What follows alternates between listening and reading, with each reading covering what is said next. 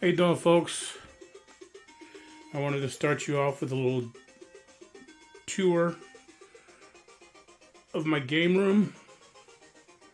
This is my workstation where we do our podcasts, also where I fix my video game consoles,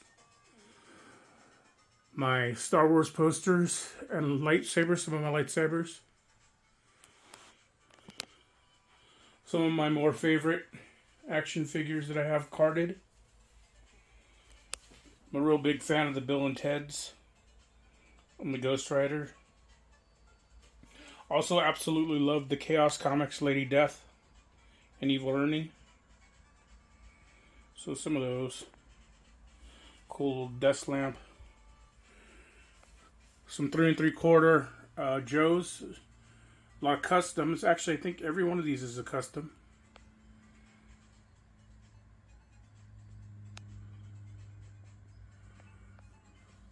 My autographed Tyson glove. A couple other of my favorite figures that I have.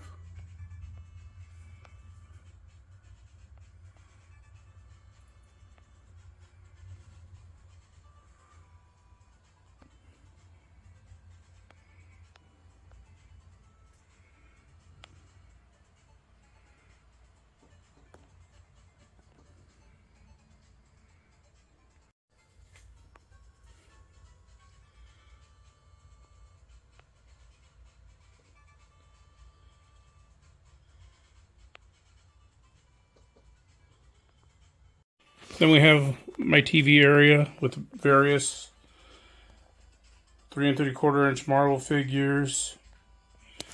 Cool Hulk statue. The Hot Toys Hulkbuster. My Lobo statue. Various figures that I've collected. I've really dropped my collection of figures down quite a bit because we are a retail store and I sell a lot. A little Joker corner, along with some of the random figures that I had just on display. That back there is an autographed Darth Maul, autographed by Ray Park. My very awesome Master Chief right there. Couple wrestling belts. Most of my wrestling belts are in my living room. I have a couple in my game room. Some of my favorite Aliens figures. Some gifts that were given to me throughout the years.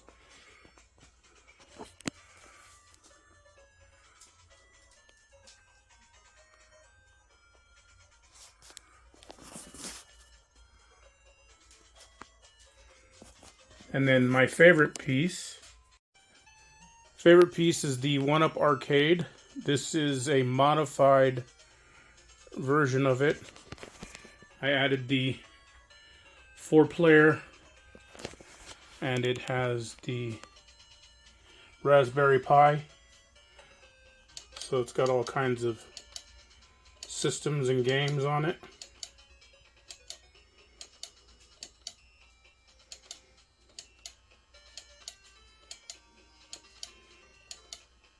Just tons of games. There's thousands of games on this system. I bought it to play Marvel vs. Capcom and WrestleFest, but there's so many games on here. It's an awesome piece. I absolutely love that. Then there goes me as a Simpsons character, along with where I have my paints. And that's pretty much what the game room looks like. How's it going, everybody? Once again, Richard from KS Collectibles. Hope everybody enjoyed my quick walkthrough of my game room. Well, game room / office. I showed the majority of the room. There's about a quarter of it I didn't show. It has a lot more of my customs in it, as well as my comic book section. Mostly because it's kind of dirty in that area. I also didn't show my video game console setup yet because it's not complete. I'm still cleaning up the room, cleaning up the space here because after I had to close the physical storefront, I had to bring everything from the two storefronts into my home. So this room was stocked basically floor to ceiling with bins and all kinds of product from the store. Now that I'm getting that mapped out, and I have a small store it built in my garage, as well as a storage room built in one of my other spare rooms. I'm actually to get slowly getting my room back, so it's a work in progress, but it's almost there. But as I showed, I have my little office area, which is just a table setup that has my recording equipment. It's pretty basic setup right now as I start to make funds again, because for 2.5 months or 2 months, basically I had zero income, and it's a slow start trying to get things moving again, and I basically lost everything investing in that brick and mortar store. I'm gonna overshare, but that's kind of what this episode's really about. It's This is gonna be a toy therapy episode, and I'm gonna talk about why I collect toys still and what they mean to me and how they help me through some hard times. But I hope you enjoyed my quick walkthrough of my game room.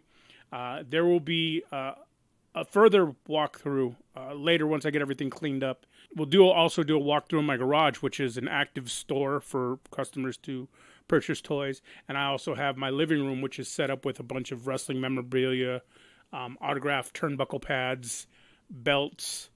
I'll be able to show more to you guys so you can see what I collect. And that's, like I said, that's kind of what I wanted to touch on today.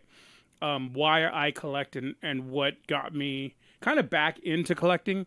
I started collecting when I was a kid, in the 70s and 80s. Much like I'm 50, so much like most kids my age or most people around my age group, a lot of us started right around that. A lot of us started with that Mego era, superheroes, Megos, which you saw some of them. There was my Batman, Robin, and Joker. I think the Penguin up there. That's kind of where we started playing, like, the toys that maybe a lot of us remember. But what really hit home with and resonated with a lot of kids from my era is, of course, Star Wars. And that's something that I never got out of collecting and being involved with. I've always been a huge Star Wars fan. I loved a lot of the toys and stuff that came out. So throughout my life, I was really into Star Wars. As I got a little bit older, I was a huge fan of G.I. Joe. G.I. Joe is one of the things that kept me going for years in the toy game, as well as Transformers. I dabbled in here and there, as well, also Masters of the Universe, like everybody else. I liked some of the more obscure Centurions. I was a big fan of, as well as Silverhawks, Mask, and I was also a big fan of Sectars, which are these really cool bug figures that rode on. It's like a giant bug that was in a glove. I don't know how many people remember those things, but they were one of my favorite toys when I was younger. And I collected, from my youth all the way through, I would say probably into the 90s. I was still actively collecting, as well as had a lot of my toys from when I was a kid, and kept quite a few of them. Now, granted, they were boxed up and everything, but I still kept a lot of stuff. And then every now and then I would purchase, if I was really into a character or something, I would pick something up. So I never technically was out of it, but I wasn't buying anywhere near what I would do in the future. I really dove into the toy community and collecting when my father was sick. So my father had cancer, and he fought it for about 17 years. And my way of dealing with a lot of the stress and a lot of the emotions I was going through was through toy therapy, which was buying action figures or different toys, and just kind of enjoying it. A lot of it was stuff from my youth. I did still buy new stuff because I was really into Halo. I actually have Master Chief tattooed on my thigh. I'll probably drop a picture of that. I was really into Gears of War. A couple of the the video games that were coming out at that era, as well as there was some really cool, like the evolution of toys was actually really cool. That was right around when the 25th anniversary GI Joe figures were coming out, 3 3/4 inch. Those were pretty cool. I really liked those. So there was different things that I would get here and there, but I wasn't buying. I wasn't really a completist. I would pick up, my favorite character here and there. So, and then I was doing art for Forbidden Panel at the time. So I was doing prints, which eventually I'll show some of my prints here and have them available on the website. But I was doing different prints, which most of my prints are wrestling or movie or comic book related. So I would go to comic book conventions with them to sell the prints, and I would inevitably end up buying different toys and stuff like that, walking around conventions just because I thought they were cool. Nothing I was really like hardcore collecting until when my father passed away. Then I really started diving into not just collecting but the toy community. There's a couple of groups on Facebook that I really got into and met a lot of really cool people. And I was, when my father passed, the group had voted to send me a carded, I believe it was Ambush. Actually, I got to put it away. A carded figure, with a nice note from them. So it was really cool. And these are people that I never met face to face. These are people that I just, interacted with on Facebook, in Facebook groups, and on live auctions on Facebook. So that was honestly really cool, and it meant a whole lot. Those guys are really awesome. But these are people that, I would talk to just about some of the things that I was going through, and that were there for me that I'd never met in person. And it got to the point where my brother and I actually took a road trip, and we drove from California. We went from California to Texas, to like all the way up, went to, Chef was living in Ohio at the time. I know we went through Missouri, we went through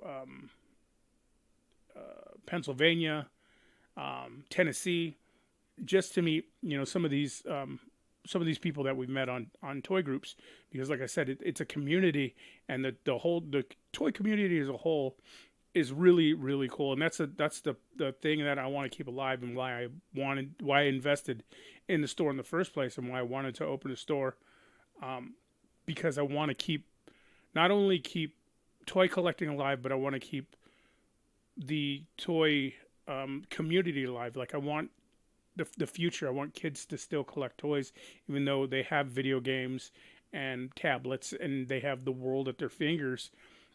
Playing with toys gives you a chance to imagine more, and it expands your mind. You can play a video game, and I love video games. Obviously, I got a PlayStation controller right there. Like I said, I have Master Chief tattooed on my thigh. I love video games, but once you reach the end of that story of that game, that's kind of where the imagination ends. And that's where toys can help you expand your mind and expand your imagination. That's how we get artists and architects and scientists, and it's just people that don't limit themselves. So I want, that's the main reason that I got into the toy business. But as far, and that's also a different version of the toy therapy, because I kind of got out of the collecting, other than a few specific things that I still hold on to. A lot of them were gifts. Some of our customs that I've worked on, it's different things like that. I've ended up selling off a lot of my collection, not because I'm tired of it or anything like that, but because I feel passing it on to somebody else brings me more joy than purchasing things anymore. I take a lot more joy seeing somebody that's had this on, we'll call it, in the toy community, we call it holy grails. So for instance, if someone had always been looking for a particular figure, like right here, this was one of my favorite toys when I was younger. That's a original Stalker right there. That's a 1982 GI Joe, which I have for sale in my store. And the reason that I was willing to part with it because it's one of my favorite figures of all times. That's actually, Stalker is the first GI Joe 3 3/4 inch GI Joe that I got.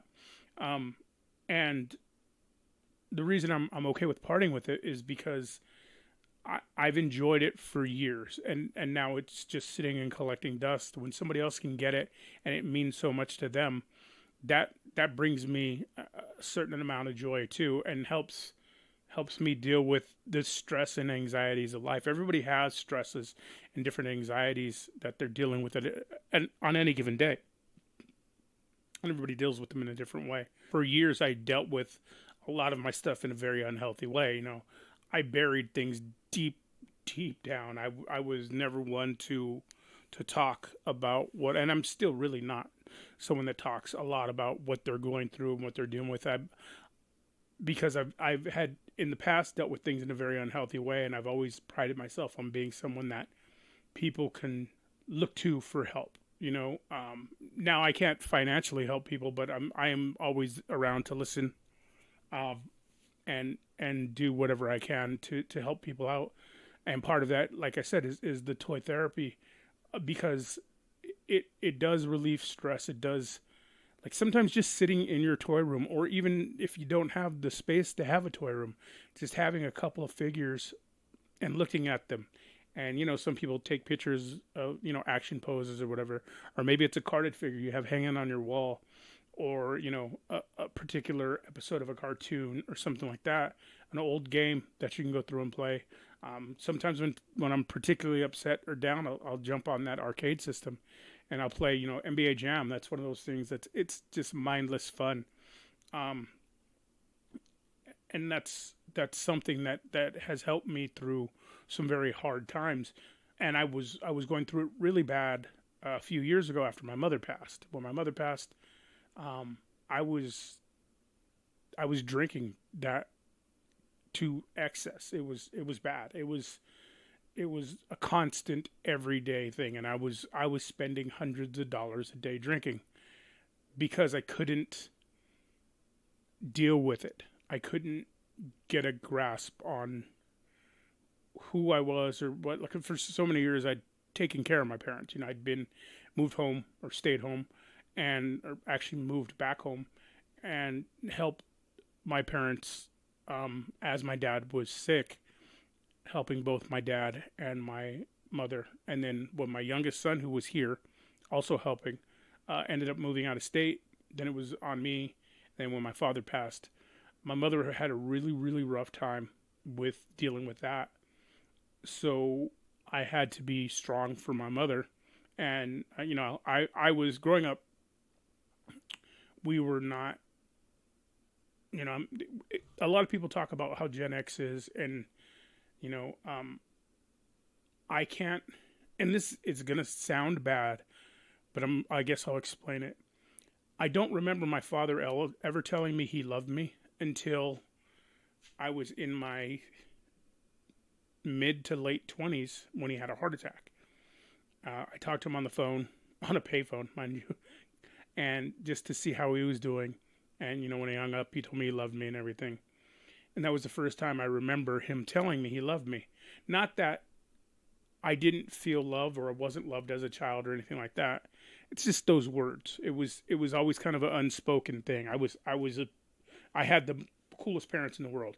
I had numerous girlfriends and buddies that ended up living here.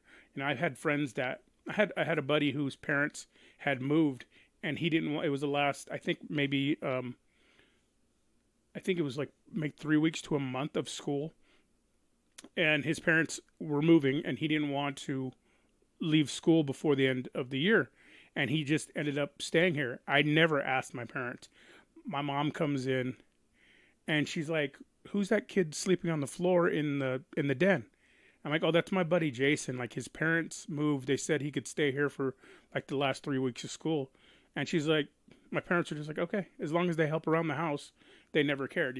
One time I was at my youngest son's mother's house for the weekend, spending time with her, and when she was still pregnant with my son at the time, and one of my best friends called me up, and he's like, "Hey, bro, what are you doing?" And I'm like, "Oh, I'm just at my ex's house, or my girlfriend at the time's house. What are you up to?" And he's like, "Oh, I got into a big old fight with my brother Your mom said I could stay here. I'm at your house. And I was just like, okay, cool. So he ended up staying here, actually probably for quite a while.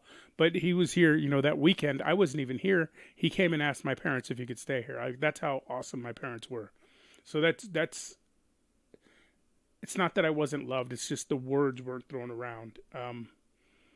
It's something that I have a hard time struggling with telling people how I feel to this day. I have very, very close friends, and I don't. I'm not a touchy person. I've always had problems with people hugging me and stuff like that. I don't know if it's my generation or just the way I am. I'm not the most comfortable with human contact, and I'm definitely not very comfortable with talking about my emotions or anything like that. So, um, like I said, dealing with anything, and I've always dealt with everything internally, and in some of the most harmful ways. You know, I had at one point in life a problem with pain pills. And I've had various times where I've drank a lot. It was an everyday thing, and I wouldn't say I had a drinking problem, as much as it was a habit. I could go like a month or two and not drink. Wasn't a big deal, but when I did, I would always just go really too hardcore because at that time everything would come out, and I drink in excess. So I've I would shift to collecting and to the collecting community and talk to these people. Um, just just talking about toys and remembering different lines and different things uh, actually helped me through some of the toughest times of my life. And and like I said, that's why I do sell toys and why I am so. It's so important for me to try to keep this business going, even though I've never truthfully made a dime out of it. Like I said, I've done nothing but lose money doing this. But and right now it's the biggest struggle I've had in my life. It's a very weird conundrum. But as things catch on, as the website catches on, and hopefully this podcast catches on, and as the word gets out in the community, because I do my best to get people what they're looking for at reasonable prices. I'm not trying to rip anybody off. I'm not trying to take advantage of any situation. I try to get the best quality stuff I can to people, and I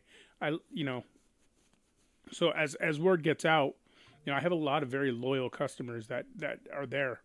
So hopefully we can continue to build our customer base, and once again, like I said, build the toy community, because that's what this all means to me. It is therapy.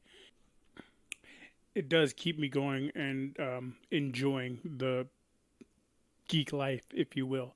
So I hope everybody enjoyed this dive into my psyche, I guess.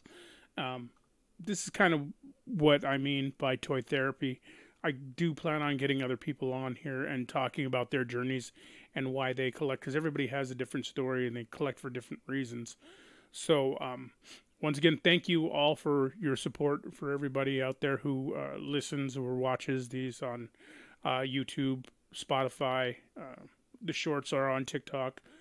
You can follow us on every social media, as well as we have a catalog of our inventory on our website, which the links are in all of our bios.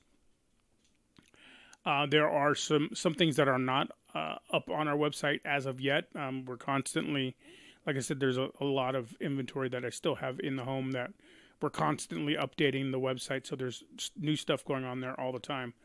We put things on Instagram and TikTok and Facebook. So if you're ever interested in anything or have any questions on anything, you can always message us directly. All of our info, once again, is in our bios. And if you're ever looking for anything particular and maybe you haven't seen it from us, just reach out and ask. I mean, I know people that are in the toy community that are sellers all over the place. So if I don't have it, I might be able to get you in contact with somebody that does. So once again, thank everybody for joining me on this journey today. Stay classy.